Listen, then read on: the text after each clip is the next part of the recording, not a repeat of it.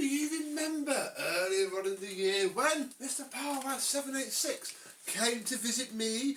I took him home and he gave me a car full of vacuum cleaners that he didn't want. This is one of them, the Dyson UP22 light ball multi-floor, and this is one that I'm going to keep because I've never really used one of these properly. I've refurbished a lot of them. This must be the fifth one in the space of a week and a half that I refurbished, so it wasn't too difficult. Today I'm going to show you how it works. We'll check if it works, and we've got to fit the hose because I forgot that it was in the airing cupboard after being washed.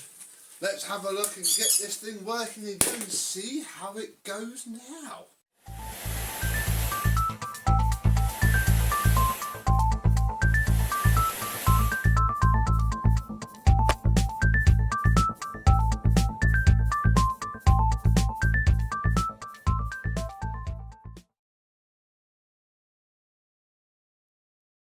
Yes, hello my vacuum cleaner chums, how are you today? Yes, this one is quite exciting really because I now have my own version of what I think is my favourite Dyson model so far, the DC40 Mark III really. Ignore the DC40 on the Cyclone, that's just because most of these parts are the same between the two, which is quite nice indeed. Which will take the wand off. The wand had a trolley token stuck in it, and I can't actually show you now because I've got no light in order to, there you go, no light in order to show you through, but now you can see right through the wand.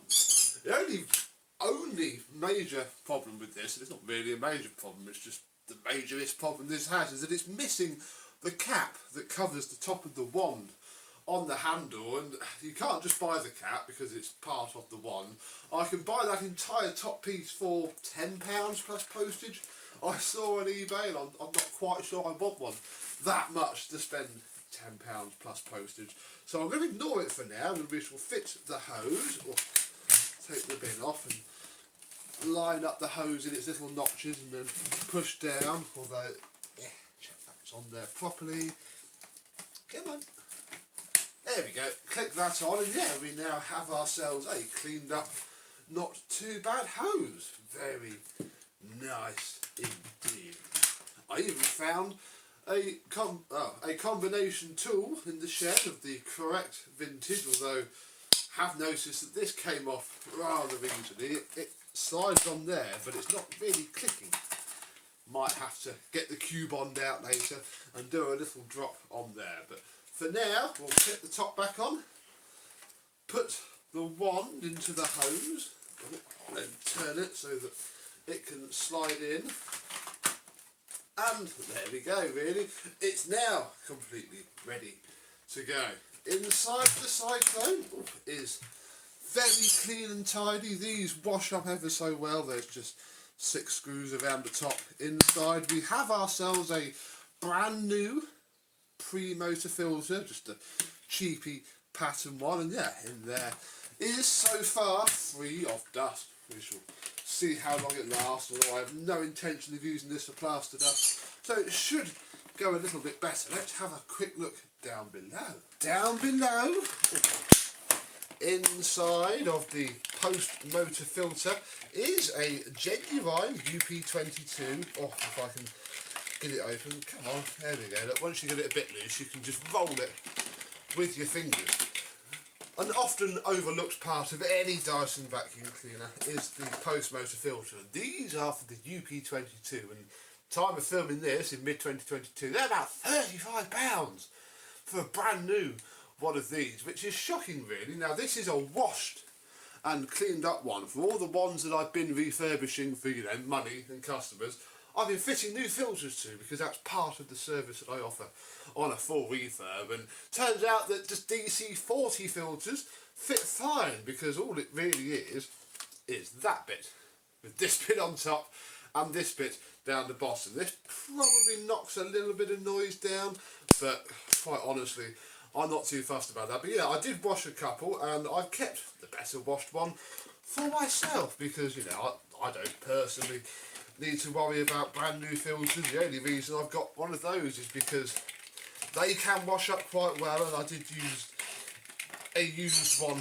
on one of them, so I ended up with a brand new one lying around, and now it's in our machine. And in fact, while we're down here, we may as well take off what makes this the very nice machine that it is, the floor head. Now, nice as these floor heads are to use, they don't half ruin themselves. This is a very clean one. I've seen them with this bit peeling off, this bit not spinning, this bit full of hair. You need to take your brush roll out of one of these every month or so and give it a good old clean out, and it fills up with fluff back there, and yeah, all the plastics are soft, and this one's certainly been quite chewed up. There must have been a screw sticking out of the original owner's house, and they just repeatedly banged it over it when they were cleaning. Really, the suction gates work very well indeed, and yeah, whole thing's not too bad except the brush roller. And again, this is just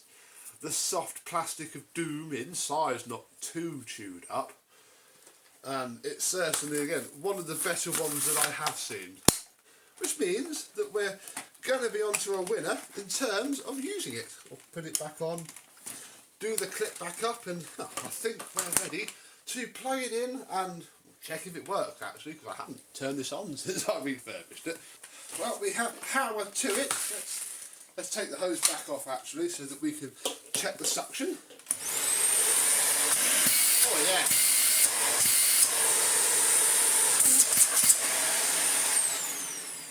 Plenty of suction. That's very good indeed. That's basically like new, which it should be, because it's clean inside and out. Let's check if the floor head works. Oh yes. Ooh. So I can actually use this one without worrying about getting a done machine too dirty, because I tend to keep it.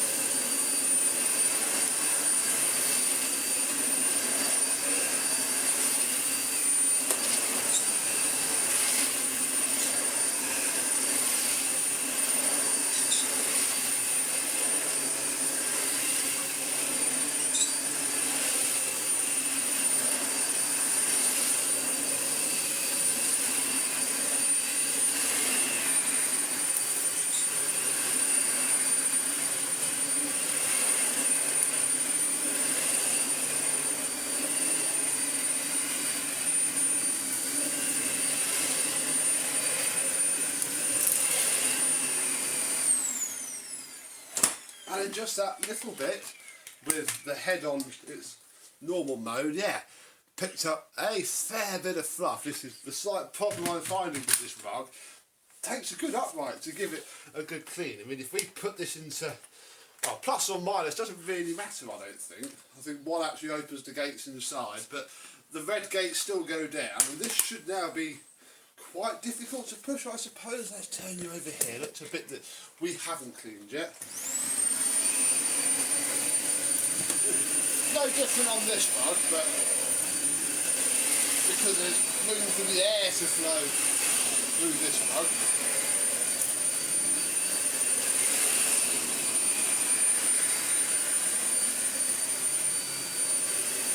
It's very quiet as well, which is good.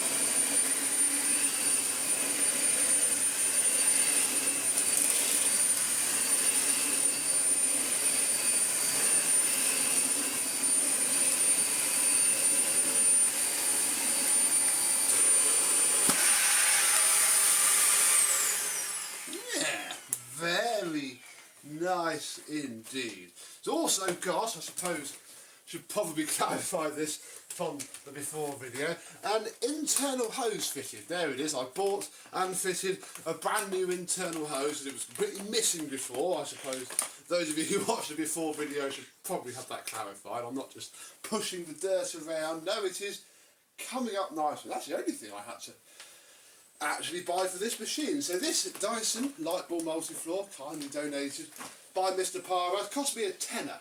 The rest of it was just graft and labour, and I'm very happy with that. That is how I like to do things. So yeah, I've got what I would class as a modern Dyson in the collection for now. How exciting. Stay tuned because you'll probably see it again. I'm going to keep it around and use it because these are still quite, well, I say quite expensive. 40 odd pounds I'd imagine for an alright one, but then again they probably are failing a lot. Tell me in the comments below, what's the cheapest light ball or light ball 2, because they're pretty much the same machine, that you've ever had, and did you enjoy it when you got it or did you sell it for a massive profit? Do let me know down below, and until the next video, I and my Dyson light ball multi-floor will see you soon. Bye bye.